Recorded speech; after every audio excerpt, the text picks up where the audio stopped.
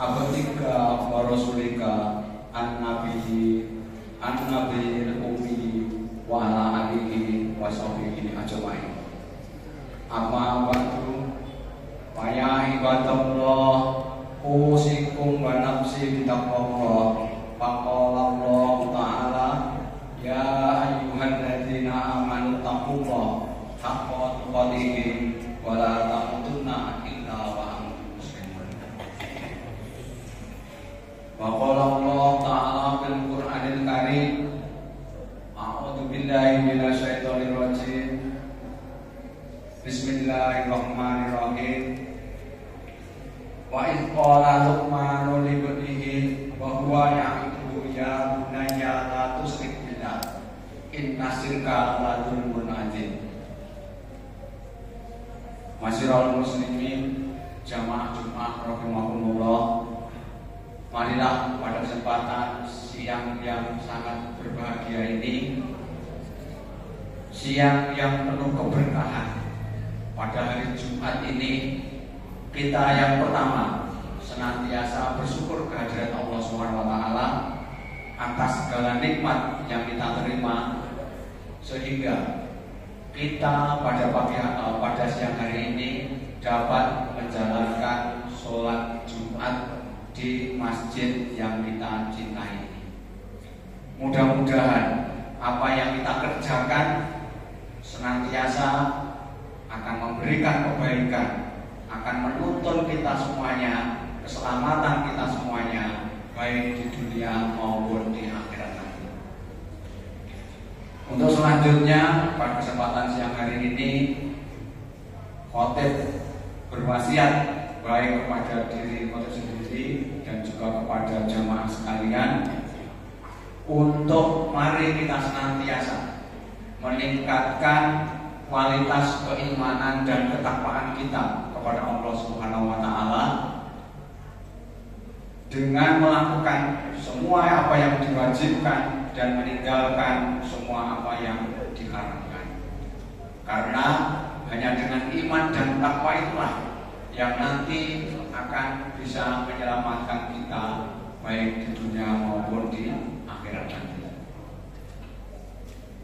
Masyiral muslimin jamaah Jumat rahimahullah, pada kesempatan khutbah siang ini selanjutnya khotib mengajak untuk mari kita bersama-sama merenungkan dan mengamalkan apa yang sudah dinasihatkan oleh seorang yang bijak yang namanya diabadikan dalam Al-Quran, yaitu Luqman yang berjuluk Al-Hakim. Sehingga nasihat Luqman kepada putranya ini diabadikan di dalam Al-Quran surat Al-Luqman. Luqman adalah seorang laki-laki yang hakim, yang bijaksana, yaitu beliau orang yang diberikan hikmah dan kebijaksanaannya oleh Allah Subhanahu wa Ta'ala. Karenanya kemudian beliau dijuluki dengan Luqman Al-Hakim. Beberapa nasihat yang patut dan harus kita teladani dan kita amalkan di dalam kehidupan kita sehari-hari, terutama yang disebutkan di dalam surat Al-Luqman tersebut. Allah menceritakan nasihat tersebut sebagai berikut. Yang pertama, a'udzu billahi minasyaitonir rajim. Bismillahirrahmanirrahim. Wa idh qala Luqmanu li ibnihi wa huwa ya'iduhu ya bunayya la tusyrik billah inna syirka la dzulmun adzim. Nasihat yang pertama ini menuntut dan mengajarkan kepada kita semuanya sebagai seorang anak bahwa kita jangan sampai menyekutukan Allah. Di dalam surat yang telah saya bacakan di atas diartikan, dan ingatlah ketika Luqman berkata kepada anaknya ketika dia memberi pelajaran kepadanya, wahai anakku, Janganlah engkau mempersekutukan Allah. Sesungguhnya mempersekutukan Allah adalah benar-benar kezaliman yang besar. Surat Al-Luqman ayat 13. Jadi jamaah rahimahullah, sebagai pelajaran yang pertama di dalam kehidupan ini, kita harus percaya dan yakin hanya kepada Allah. Tidak boleh menyekutukan, mempersamakan Allah dengan makhluk yang lain. Karena Allah adalah Sang Khalik, Sang Pencipta semua yang ada di jagat raya ini. Inilah kebiasaan-kebiasaan para nabi dan juga orang-orang soleh yang pertama selalu memprioritaskan untuk diajarkan kepada kaumnya, yaitu kita jangan sampai menyekutukan Allah, jangan sampai kita menyamakan Allah dengan makhluk, sehingga kita harus benar-benar untuk menjauhkan diri dari kesyirikan. Kemudian dalam nasihat yang lain, yang kedua, a'udzubillahi minasyaitonirrajim. Ya bunayya innaha in taku misqala habatin min khardalin fatakun fi sahratin aw fis samawati aw fil ardi ya'ti biqadar. Innallaha latifun khabir. Yang artinya, wahai anakku, sungguh jika ada perbuatan buruk seberat biji sawi sekecil apapun dan berada dalam batu atau di langit atau di bumi, niscaya Allah mengetahuinya dan akan memberi balasan. Sesungguhnya Allah Maha mengetahui perkara-perkara yang samar dan Allah Maha mengetahui hakikat perkara tersebut. Dengan nasihat ini, Luqman memberikan pemahaman kepada putranya bahwa Allah Ta'ala itu adalah Maha Kuasa, Maha segala-segalanya, atas segala sesuatu, dan mengetahui semua yang ada di muka bumi ini sekecil apapun. Sampai-sampai seandainya diukur suatu perbuatan itu adalah sebiji sawi pun, maka itu akan menjadikan Allah mengetahuinya.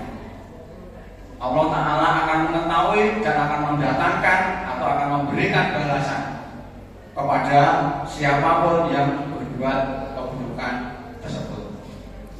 Jadi nasihat yang kedua ini, kita harus benar-benar beriman akan kekuasaan Allah Subhanahu wa Ta'ala.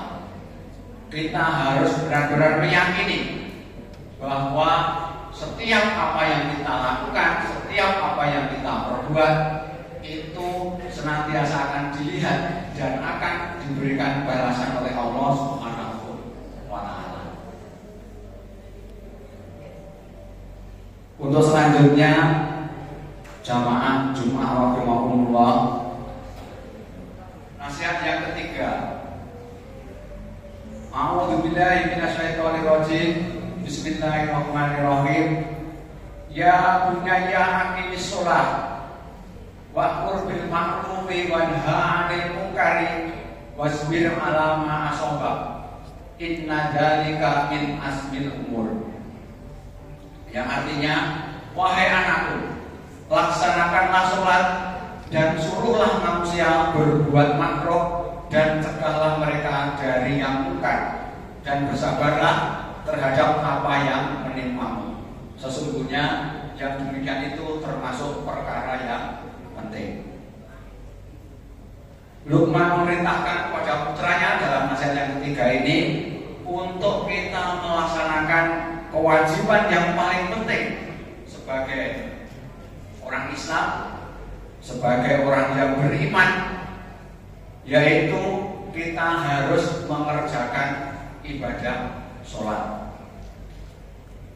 Tentunya kita memahami bahwa sholat ini adalah ibadah yang sudah ditentukan waktu, syarat, dan rukunnya. Mulai dari sholat subuh, zuhur, asar, maghrib dan isya. Maka marilah kepada anak-anakku semuanya, utamanya jamaah Jumat, untuk mari kita bersama-sama selalu menjaga dan memelihara sholat kita masing-masing. Amalan yang paling penting yang harus dilakukan sebagai orang yang beriman, yang diajarkan oleh Luqman ini adalah yang pertama kita harus mengerjakan sholat. Dan sholat itulah yang nanti akan diperhitungkan, akan dihisab pertama kali pada yaumul kiamah nanti. Maka dari itulah dua pilar penting yang menjadi tonggak terwujudnya masyarakat yang soleh itu adalah yang pertama harus mengerjakan sholat, kemudian yang kedua disusul dengan melakukan amar ma'ruf nahi munkar. Jadi dengan dua hal itu, kita mengerjakan sholat, kita berbuat baik, kita mencegah kemungkaran, maka bila mana kita dapat melakukan itu, mudah-mudahan kita akan terselamatkan di dalam kehidupan di dunia ini dari perkara-perkara yang zalim yang lainnya. Untuk selanjutnya, Luqman membimbing putranya agar bersabar, karena sabar dengan segala macamnya adalah cahaya yang menyinari setiap jalan yang kita lalui.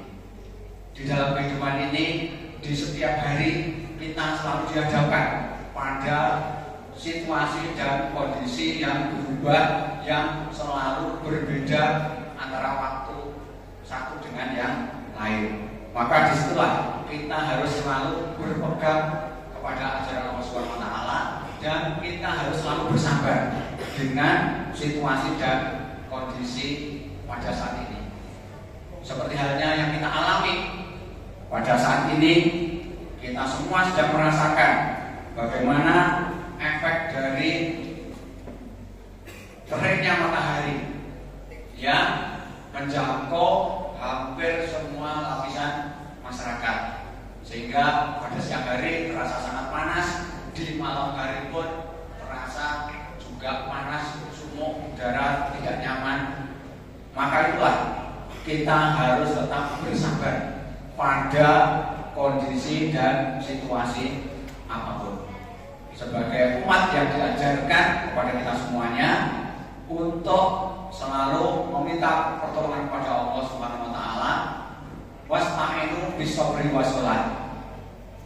Mintalah kepada Allah dengan sabar dan sholat. Jadi kuncinya, setiap permintaan yang kita lakukan ini harus kita ikuti dengan perbuatan, yaitu sabar dan sholat.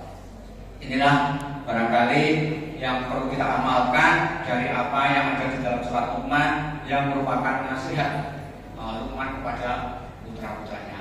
Mudah-mudahan apa yang saya sampaikan pada Jumat ini akan bisa bermanfaat, dan kita mudah-mudahan akan dimampukan oleh Allah Subhanahu wa Ta'ala untuk mengamalkan apa yang dinasihatkan Luqman tersebut. Barakallahu li wa lakum fil Qur'anil azim wa nafa'ani wa iyyakum bima fihi minal ayati wa dzikril hakim.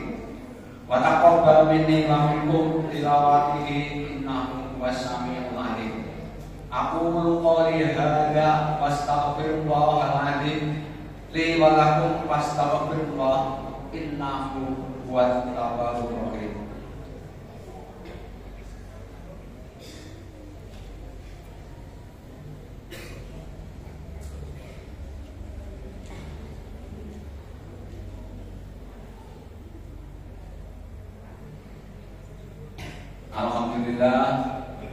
Alhamdulillahirabbil alamin. Wassalatu wassalamu ala asrofil anbiya'i wal mursalin wa ala alihi wa sahbihi ajma'in. Asyhadu an la ilaha illallah wa asyhadu anna Muhammadar Rasulullah. Allahumma shalli ala Muhammad wa ala ali Muhammad. Jamaah Jumat rahimahullah, pada kesempatan khotbah yang kedua ini, marilah sejenak kita renungkan dan kita sikapi bersama-sama nasihat-nasihat Luqman yang ada di dalam Al-Quran surat Luqman tersebut. Mudah-mudahan apa yang dinasihatkan oleh Luqman kita akan dapat mengamalkan, kita akan dituntut oleh Allah Subhanahu wa Ta'ala untuk menjadi orang yang satu, selalu bertakwa kepada Allah, tidak berbuat syirik, tidak menyekutukan Allah, senantiasa beriman. Kemudian kita selalu menjaga sholat kita, bersikap sabar, dan mudah-mudahan itu semuanya akan menjadi bekal hidup kita baik di dunia dan mudah-mudahan nanti diselamatkan di akhirat nanti. Amin, Allahumma amin. Untuk selanjutnya, marilah jamaah Jumat sekalian untuk kita berdoa bersama-sama. Mudah-mudahan apa yang kita harapkan senantiasa diridhoi oleh Allah Subhanahu wa Ta'ala. A'udzubillahi minasyaitonirrajim. Bismillahirrahmanirrahim. Astaghfirullahaladzim, astaghfirullahaladzim, astaghfirullahaladzim. Asyhadu an la ilaha illallah wa asyhadu anna Muhammadar Rasulullah. Allahumma sholli ala Muhammad wa ala ali Muhammad warhamna ma'afi rahmatika ya arhamar rahimin. Allahumma ighfir lil mu'minina wal mu'minat wal muslimina wal muslimat wal ahya'i minhum wal amwat. Allahumma ighfirli wa li walidayya warhamhuma kama rabbayani shaghira. Rabbi habli minas sholihin, Rabbi habli minas sholihin, Rabbi habli minas sholihin. Rabbi ij'alni muqimas shalah wa min dzurriyyati Rabbana wa taqabbal du'a. Rabbana atina min ladunka rahmah wa hayyi lana min amrina rasada. Rabbana atina fid dunya hasanah wa fil akhirati hasanah wa qina adzabannar. Ya Allah ya Rahman ya Rahim, ya Aziz ya Ghaffar ya Rabbal alamin.